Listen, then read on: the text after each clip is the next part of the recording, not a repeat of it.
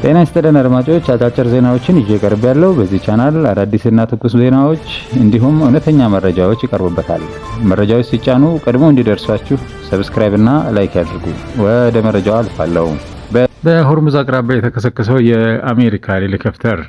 በሆርሙዝ ወሽመጥ አካባቢ ሰኞ ዕለት የተከሰከሰው የአሜሪካ የጦር ሄሊኮፕተር ሁለት አብራሪዎችን በድሮን ማውጣት መቻሉን ሲቢኤስ ባለስልጣናትን ጠቅሶ ዘገበም። የአሜሪካ ጦር የባህር ላይ ድሮኖችን ተጠቅሞ እንዲህ አይነት ዘመቻ ሲያካሂድ የመጀመሪያው ነው ተብሏል። የአሜሪካ ማዕከላዊ እዝ ኤች-64 የተሰኘው ሄሊኮፕተር ከተከሰከሰ በኋላ ወታደሮቹ በ2 ሰዓት ውስጥ ማውጣት የተቻለ ሲሆን በደህና ሁኔታ ላይ እንዳሉም ገልጿል። ሄሊኮፕተሩ የቀጠናውን ውሃ ቅኝት በሚያደርግበት ወቅት በኦማን ባህር ዳርቻ አቅራቢያ መከስከሱን እዙ አስታውቋል። ሄሊኮፕተሩ የተከሰከሰው በብልሽት ምክንያት ስለመሆኑ ወይም በኢራን ተመቶ ስለመሆኑ ገና አልተጣራም። ለሲቢኤስ መረጃ የሰጡ ወታደራዊ ባለስልጣናት አብራሪዎቹ በሰው አልባ አውሮፕላን አማካኝነት ማውጣት እንደተቻለም ተናግረዋል። ኒውዮርክ ታይምስም በዘገባው እንደገለጸው ሄሊኮፕተሩ በሆርሙዝ ወሽመጥ አቅራቢያ የተከሰከሰው ሰኞ ዕለት ሲሆን አብራሪዎቹም መታደግ እንደተቻለም ገልጸዋል። ሆኖም ትራምፕ ክስተቱን በተመለከተ ዛሬ ሪፖርት እንደሚቀርብ ተናግረዋል። በተጨማሪም ትራምፕ ከኢራን ጋር እየተካሄደ ያለው የሰላም ስምምነት የመጨረሻው ደረጃ ላይ መድረሱንም ተናግረዋል። ቀደም ብሎ በተባበሩት መንግስታት የኢራኑ አምባሳደር የሆኑት አሚር ሳኢድ ኢራቫኒ በስምምነት ለመጠናቀቅ ከአሜሪካ ጋር እየተደረጉ ያሉ ውይይቶች መቀጠላቸውንም ተናግረው ነበር። ከዚህ ጋርም ተያይዞ አሜሪካ ኢራንን በተመለከተ ከእስራኤል የተለየ ፍላጎት እንዳላት ምክትል ፕሬዝዳንቷ ተናገሩ።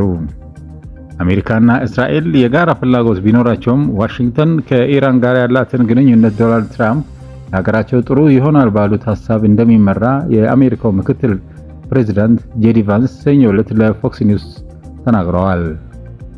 እስራኤልና አሜሪካ ብዙ የጋራ ፍላጎቶች ቢኖሯቸውም ነገር ግን ፍላጎቶቻቸው የአንዳንድ ቦታ ላይ እንደሚለያዩ ምክትል ፕሬዝዳንቱ አስታውቋል። ኢራንን በተመለከተ አሜሪካ ያላት ፖሊሲ ዋነኛ ግብ ኢራን የኒውክሌር መሳሪያ እንዳይኖራት ማረጋገጥ እንደሆነም ቫንስ አስታውቋል። ምክትል ፕሬዝዳንቱ ጄዲ ቫንስ ተጨማሪም ዋሽንግተን ይህንን ግቧን ለማሳካት ስራዋን ትቀጥላለች፣ ምክንያቱም የአሜሪካ ፕሬዝዳንት የተመረጠው ይህንን ለማሳካት ነው ሲሉ ጨምረው ተናግረዋል። ኢራንና እስራኤል የተኩስ አቁም ካልተጣሰ በስተቀር ጥቃት እንደማይሰናዘሩ አስታወቁ። ኢራንና እስራኤል አንዳቸው በሌላቸው ላይ የሚሰነዝሩትን ጥቃት እንደሚያቆሙ አስታውቀዋል። ባለፈው ሚያዝያ ወር የተኩስ አቁም ስምምነት ከተደረሰ ወዲህ ለመጀመሪያ ጊዜ ግጭት ውስጥ የገቡት ሁለት ሀገራት መሰናዘር አቁመዋል። ሆኖም የተኩስ አቁሙ የሚጣስ ከሆነ ጥቃት ማድረስ እንደሚጀምሩ ኢራንም እስራኤልም አስጠንቅቀዋል። የእስራኤል ጠቅላይ ሚኒስትር ቤንያሚን ኔታንያሁ ሀገራቸው ለአሁኑ ጥቃት ከመሰንዘር እንደምትቆጠብ ጠቅሰው ከኢራንና ሂዝቦላህ ጋር የሚደረገው ትግል ግን አላከተመም ብለዋል። የኢራን ጦርም ለእስራኤል የሚያም ምላሽ ሰጥቷል። ከሰጠ በኋላም ጥቃት ማድረስ ማቆሙን አስታውቋል። ነገር ግን እስራኤል ጥቃት የምታደርስ ከሆነ የከፋ እርምጃ እንደምትወስድ አስጠንቅቃለች። እስራኤል በቤሩት ላይ ጥቃት በማድረሷ ኢራን እሁድ ዕለት እስራኤል ላይ የአጸፋ እርምጃ ወስዳለች። እስራኤልን በምላሹ ሰኞ የኢራን ወታደራዊ መቀመጫዎች ላይ ጥቃት አድርሳለች። የአሜሪካው ፕሬዝዳንት ዶናልድ ትራምፕ ከቢቢሲ ጋር ባደረጉት ቆይታ የእስራኤሉ ጠቅላይ ሚኒስትር ከትዕዛዛቸው እንዳልወጡ ተናግረዋል። በቴሌቪዥን በተላለፈ የኔታንያሁ ንግግር የእስራኤል ሰራዊት በወሰዳቸው እርምጃዎች ኢራንና ሂዝቦላ ከመቼውም ጊዜ በላይ መዳከማቸውን አመልክተዋል። ኢራን እሁድ ሌሊት በእስራኤል ላይ የፈጸመችውን የሚሳኤል ጥቃት ተከትሎ በአጸፋው ቴህራንን ወታደራዊ ኢላማዎች መምታታቸውን ዘግበዋል። ይህ የእስራኤል ጥቃት በአሜሪካው ፕሬዝዳንት ተጠያቂነት እንደሚቆም ከተነገረ በኋላ ጠቅላይ ሚኒስትሩ ባደረጉት ንግግር ላይ ጥቃታቸውን ለጊዜው እንዲቆም ማድረጋቸውን፣ ነገር ግን ውጊያው ገና አለማብቃቱን ገልጸዋል።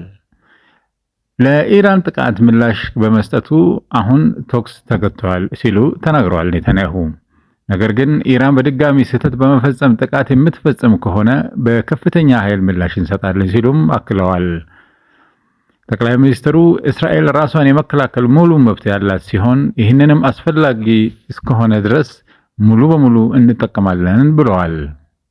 ኔታንያሁ በተጨማሪም በኢራንና እስራኤል መካከል የጥቃት መመላለስ መከሰቱን ተከትሎ ከአሜሪካው ፕሬዝዳንት ዶናልድ ትራምፕ ጋር ውይይት ማድረጋቸውንም አረጋግጠዋል።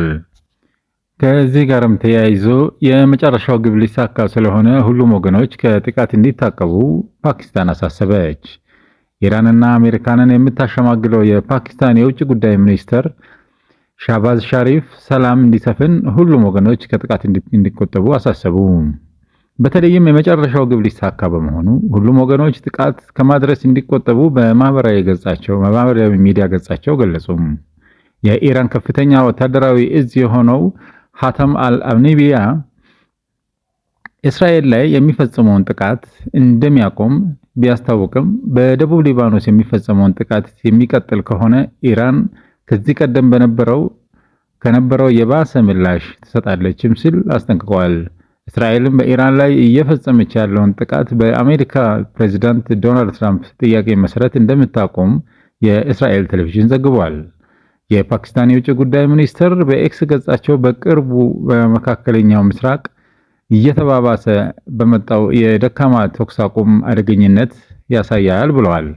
ከወንድሞቻችንና አጋሮቻችን ጋር በቀናነት በጥንቃቄ በመተባበር በዲፕሎማሲ ሰላም ለማምጣት እየሰራን ነው። በተለይም የመጨረሻ ግብ ሊሳካ በመሆኑ ሁሉም ወገኖች ተቆጠቡ፣ ለሰላም እድል እንዲሰጡ አሳሰቡ።